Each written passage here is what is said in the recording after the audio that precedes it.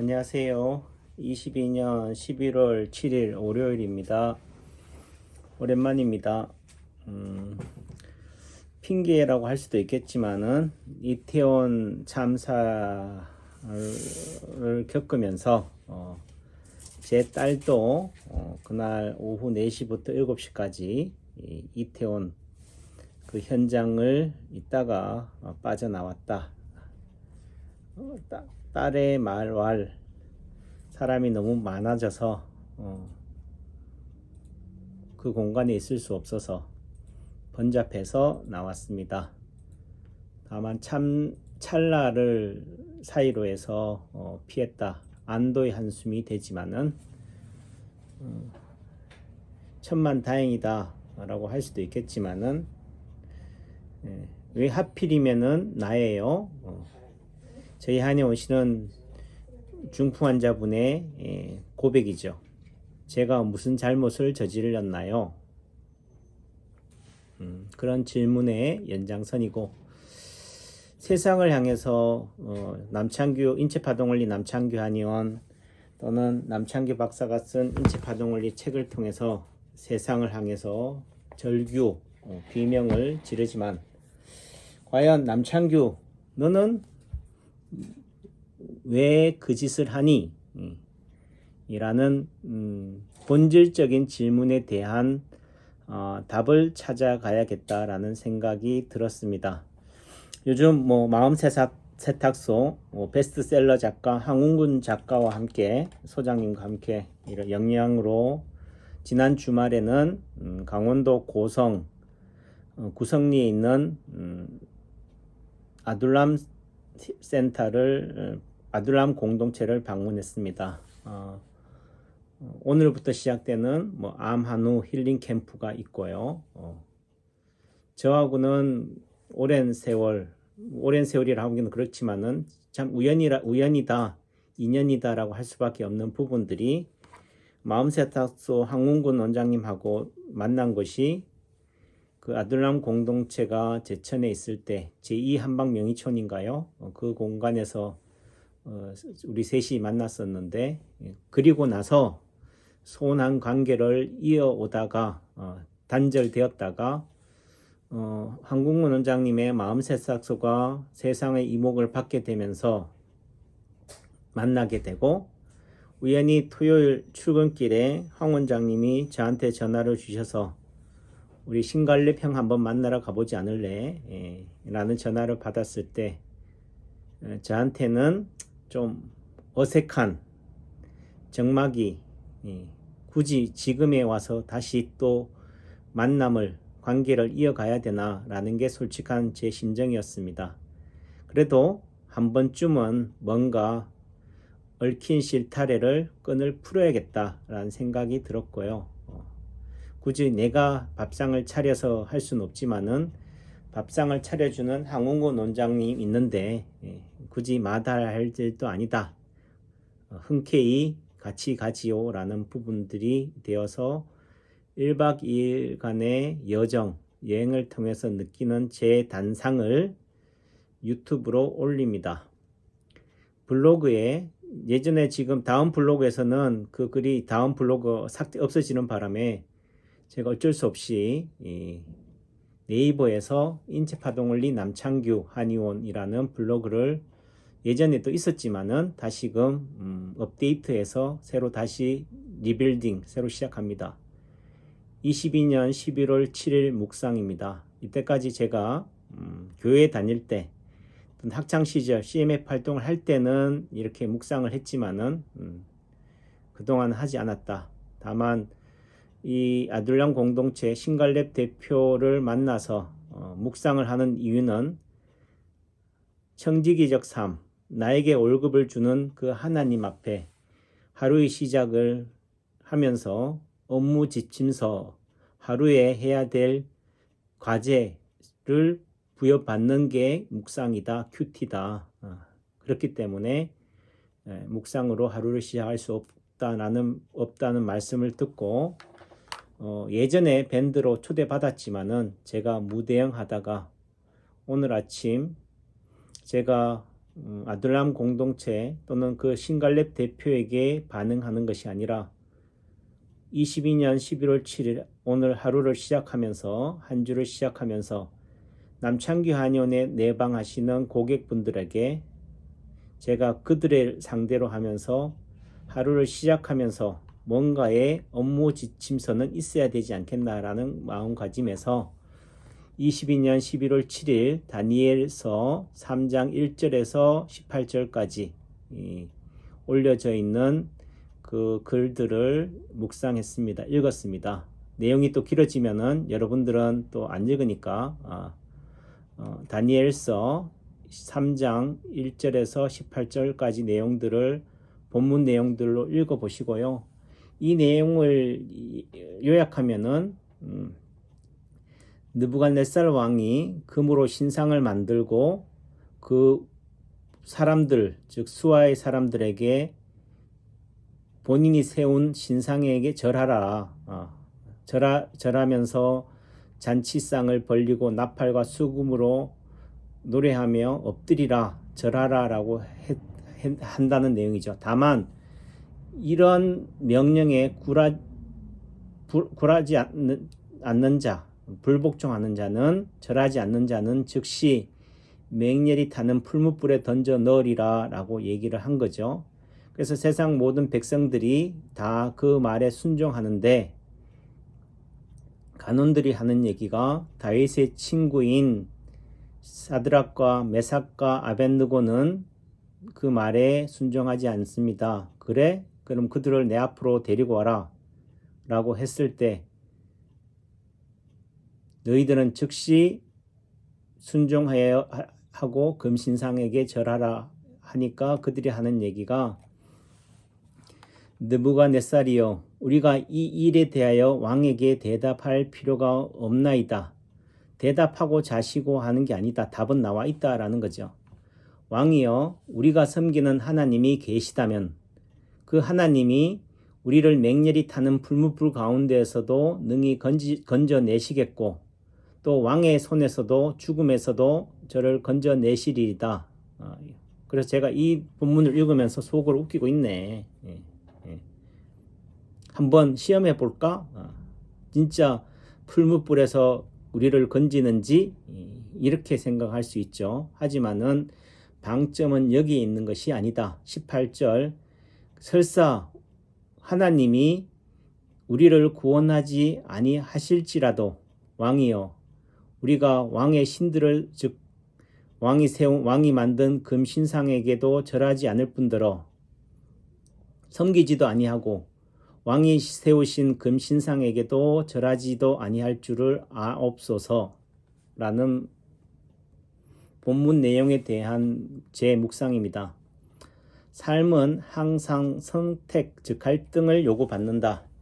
인생의 갈림길에서 쉽고 편한 길을 택할 것이냐 아니면 힘들고 어려운 고난의 길 가운데서 둘 중 어느 길을 선택할 것인가 고민할 필요 없는 거죠. 그냥 편안한 길 또는 안락한 여기에 안주하고 정주하는 게 답이지만 결국 우리네 길은 나그네 길이고 순례자의 길이다. 그 판단의 중심에 내 자아, 즉 교만, 자존심, 자만심이 우뚝 서 있느냐 아니면은 하나님의 자녀로 당당히 살아내느냐의 차이일 것이다. 즉 기준점이 내 자아냐 하나님이냐. 느부갓네살 왕이 다윗을 통해 경책을 받고도 느부갓네살 왕이나 다윗을 통해 경책을 받고도 또 솔로몬의 지혜와 온갖 축복을 후사로 받고도 하나님을 찬양하기보다는 자기 자신 즉 느부갓네살 왕이 금신상에게 절하라는 말의 다른 의미는 자기한테 절하라는 얘기죠. 즉 금신상은 느부갓네살 왕이다.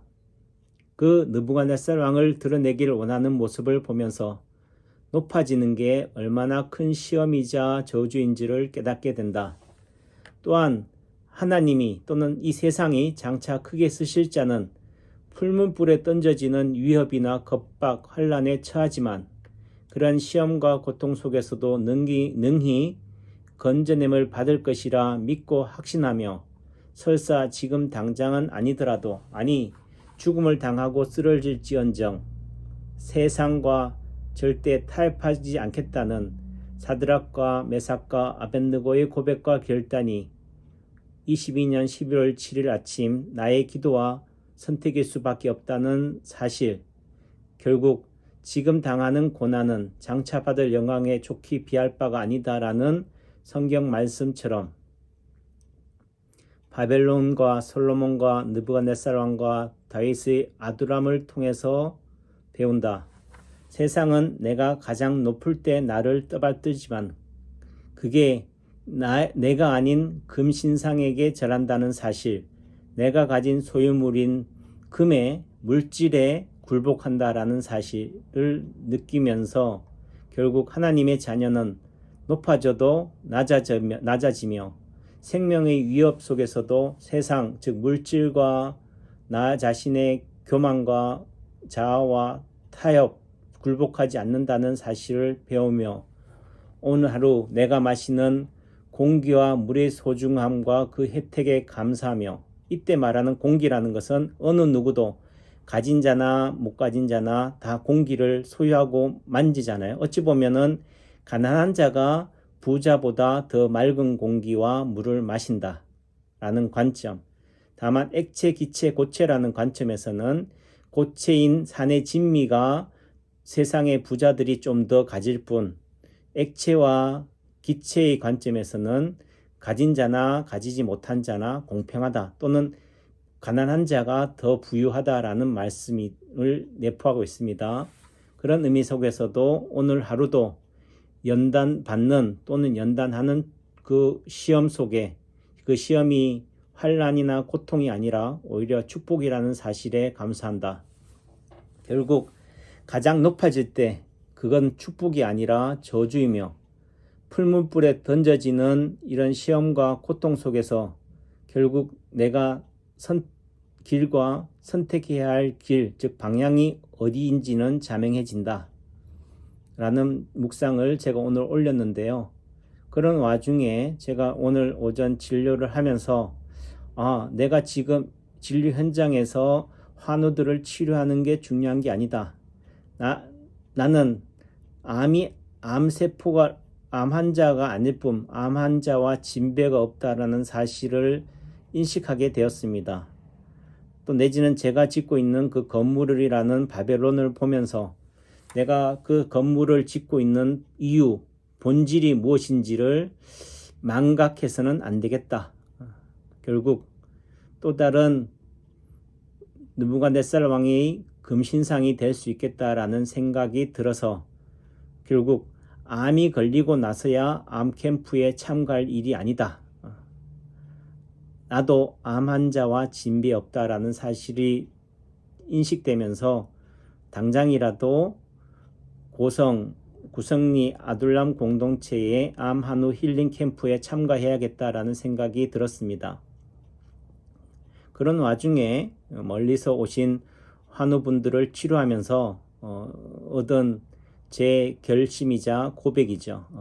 그걸 다행히 그런 신갈렙 대표님이 저한테 제가 묵상하기 전에 이미 카톡으로 올린 내용인데 제가 뒤늦게 제가 묵상을 하고 난 뒤에 이 글을 보고 제가 그 신 대표님과 카톡 나눈 글입니다. 다음은 신갈렙 선사님과의 카톡 나눔 글이다. 이 선사라는 말은 선교사의 약자이고요.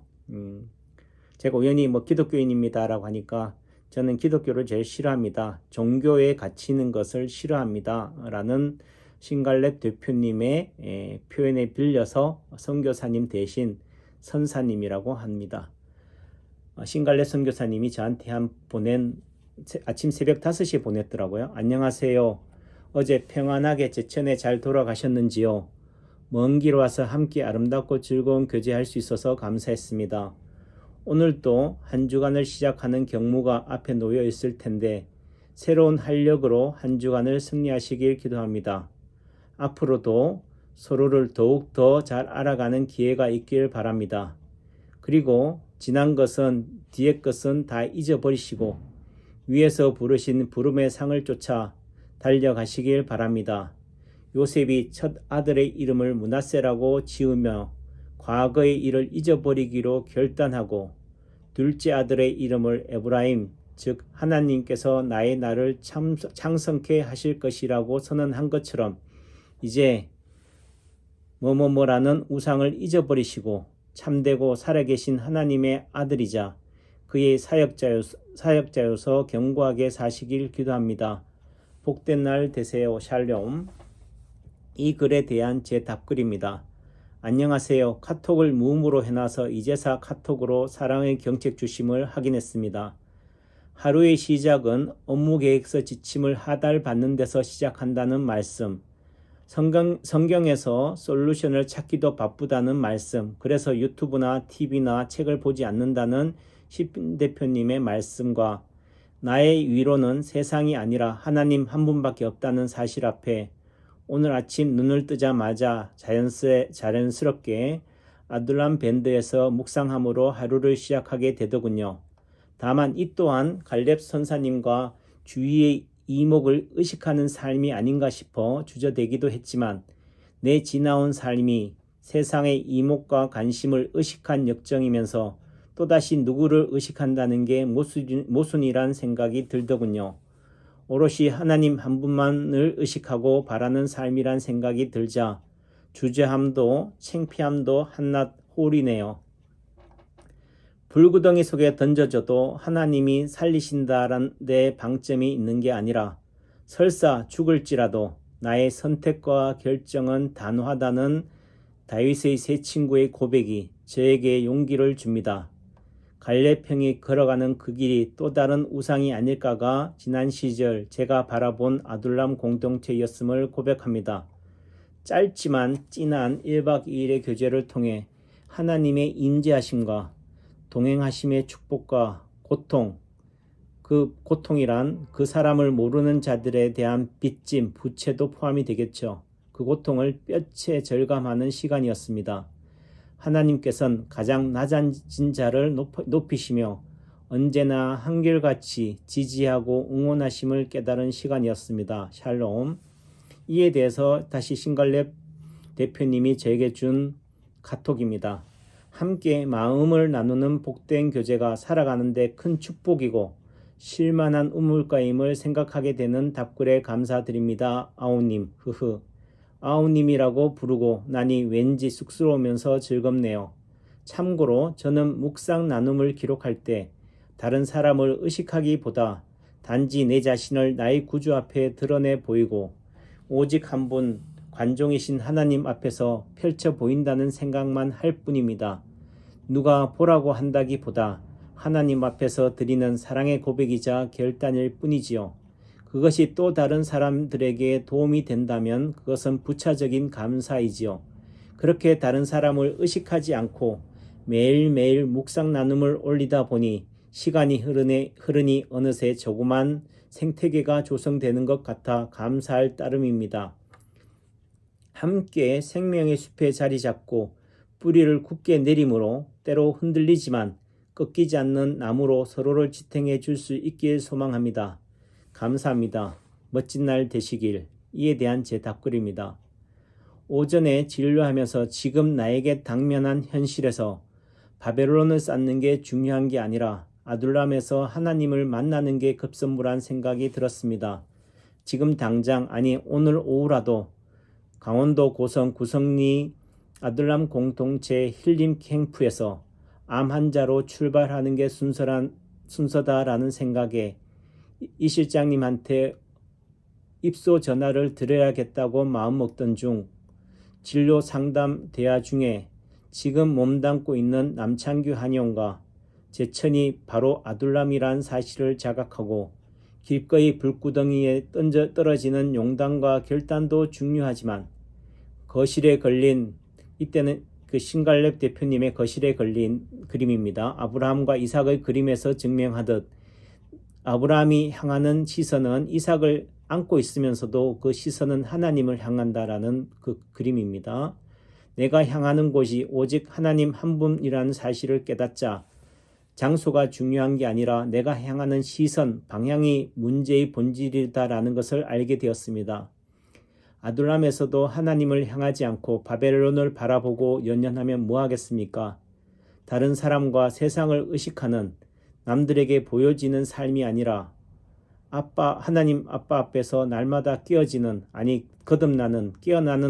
거듭남의 기쁨과 축복을 제천 남창기 한의원 진료 현장과 제 가정, 제 삶 속에서 증명하는 오늘 하루가 되겠습니다. 갈렙 선교사란 우상, 저에게는 넘사벽이지요.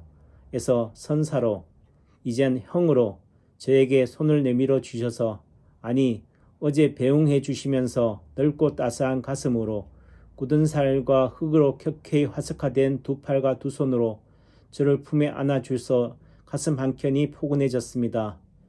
예속이나 구속, 속박이 아닌 아름다운 사랑의 결속으로 중보해 주심에 감사드립니다. 이에 대한 신갈렙 대표의 답글입니다. 예, 감사합니다. 힘내셔서 우리의 삶의 현장에서 주님의 권능을 드러냅시다. 세상에 존재하라. 세상에 속하지 마라. 세상을 변혁하라. 저의 캐치프레이입니다. 신갈렙 대표의 캐치프레이즈죠. 사랑합니다. 복된 날, 굿데이. 이 동영상은 저에 대한 일기이지만 결국 인체파동을리 남창기 한의원 채널과 동영상들은 세상을 향하지만 결국 나를 향하는 메시지다 라는 생각에 용기를 내어 올려봅니다. 경청해 주셔서 감사합니다. 사랑합니다.